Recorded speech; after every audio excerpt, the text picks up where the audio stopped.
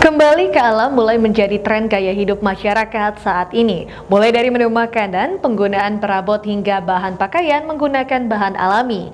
Di Wadas Lampung ada outlet kerajinan tangan ramah lingkungan yang diberi nama Omah Cinta. Di tempat ini diproduksi aneka kerajinan bahan barang bekas dan benda alami yang disulap menjadi produk bernilai seni tinggi. Berikut liputannya. Dan berita tersebut sekaligus menjadi penutup Ruwajurai hari ini. Saya Dea Nisa beserta kru yang bertugas mengucapkan terima kasih dan sampai jumpa.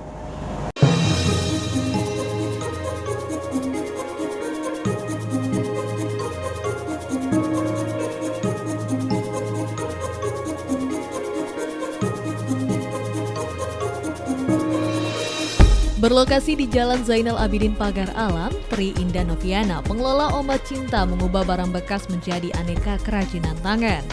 Dari hasil kreativitasnya tersebut, Tri dapat menghasilkan uang dari menjadikan barang yang tidak bernilai menjadi ekoprint dan aneka souvenir bernilai seni tinggi lainnya.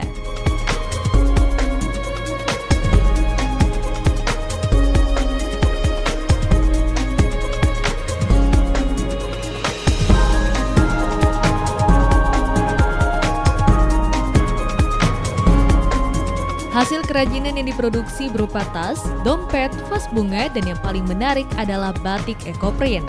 Batik ekoprint menggunakan pewarna alami dari memanfaatkan dedaunan yang ada di sekitar pekarangan rumah. Batik ekoprint yang diproduksi Tri rupanya disukai banyak masyarakat. Hal tersebut dibuktikan dari meluasnya pesanan yang datang kepadanya hingga dari luar Provinsi Lampung.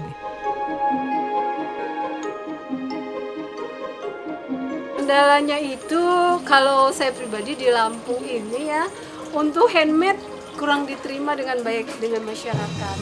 Jadi untuk harga begitu rendahnya masyarakat itu menilai handmade sehingga mungkin mereka tidak tahu proses dari handmade itu sendiri ya.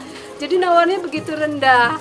Sedangkan kalau untuk di luar, alhamdulillah mereka sangat menghargai karena sudah tahu handmade itu prosesnya seperti apa, kesulitannya, proses perjalanannya. Jadi mungkin untuk di Lampung sendiri kita perlu mengedukasi masyarakat tentang produk-produk handmade sehingga mereka paham kenapa handmade itu mahal. Jadi bukan seperti barang kebanyakan, barang pabrikan dengan produk-produk konsumtif yang gampang mudah ditemukan di pasaran. Produk handmade adalah produk limited edition. Jadi nggak semua bisa punya produk handmade yang serupa. Pertanyaan terakhir, Mbak. Bagaimana sih tanggapan pemerintah mengenai UMKM ini? Karena Mbak kan salah satu UMKM, apakah bagus dan juga harapannya?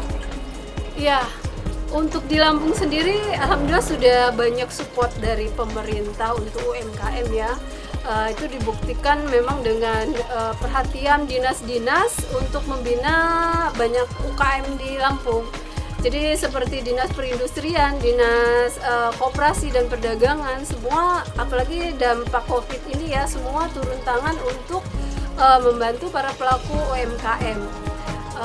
Salah satunya mereka memang dana-dana yang sudah tersedia selama ini semua dialihkan untuk tetap menjaga UMKM bisa berproduksi selama masa COVID ini.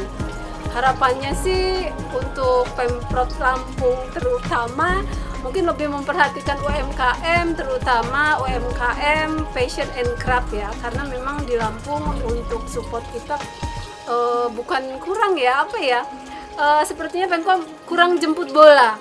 Jadi kalau kita nggak aktif dari Pemkot juga mungkin nggak ada pembinaannya. Jadi kita selaku UMKM harus gencar untuk silaturahim, untuk berkeluh kesah, bagaimana mencari solusi agar UMKM di Lampung ini bisa tetap eksis.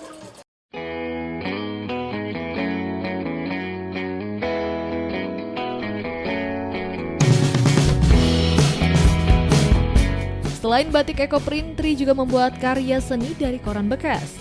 Tri menyulap koran bekas menjadi berbagai kerajinan, mulai dari kotak tisu, vas bunga, kotak sampah, dan lainnya. Ini terutama kan masih langka gitu loh Mbak. Lihat teman-teman itu kok tertarik dengan ini gitu, karena masih menginikan alam ya gitu. Memang kalau selama Ibu beli jilbab itu hanya inikah yang memang paling berbeda di antara yang lain? Iya. Iya, memang di sini beda jilbabnya karena dari alam ya, dari daun-daunan gitu. Prosesnya juga saya lihat sendiri gitu. Memang aduh lama sekali itu. Digulung, dikukus, diketok-ketok gitu. Kalau untuk harga menurut Ibu mahal nggak sih Bu untuk barang yang dengan kualitas seperti ini? Kalau untuk saya ya saya rasa enggak karena apa ya prosesnya itu lama. Jadi sesuai lah kalau kata saya gitu. Kualitasnya. Di sisi lain, Direktur Eksekutif Yayasan Konservasi Waisak Putih Lampung, Febrilia Ekawati mengatakan, kerajinan tangan dari barang bekas dan alam seperti daun selain bernilai ekonomis juga dapat menjadi bahan pelajaran untuk masyarakat khususnya anak-anak muda.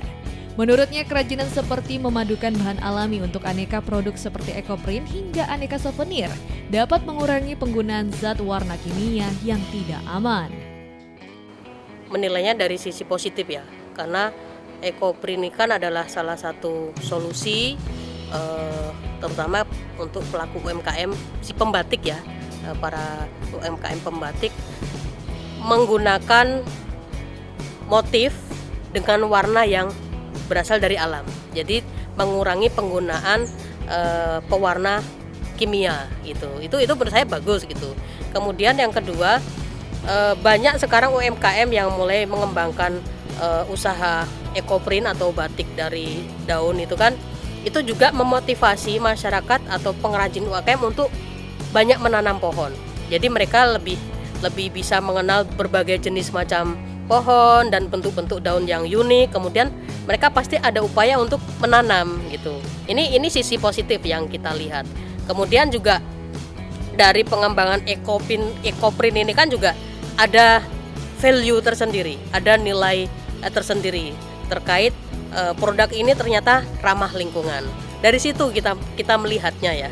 Ya, ada beberapa jenis pohon atau beberapa jenis pohon yang menghasilkan daun dengan warna yang tajam ya, seperti sukun. Kemudian pohon sukun itu kan daunnya bentuknya unik itu dan warnanya memang sangat tajam itu.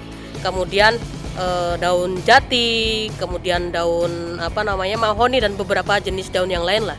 Itu tentunya dengan pewarna alami tersebut cost kita menggunakan pewarna kimia akan berkurang dan itu sangat efektif. Bisnis daur ulang dengan memanfaatkan potensi yang ada di sekitar pekarangan rumah kini dapat menjadi ide menarik bagi Anda yang tidak ingin mengeluarkan modal yang besar. Selain itu, bahan bakunya pun cukup mudah untuk didapatkan dan ada di sekitar kita. Tentunya, bisnis ini bisa menjadi pilihan bisnis yang cukup menguntungkan. Dengan memanfaatkan barang bekas dan alam, Galeri Oma Cinta dapat menghasilkan produk yang ekonomis. Atika Oktaria, Andi Afriyadi melaporkan.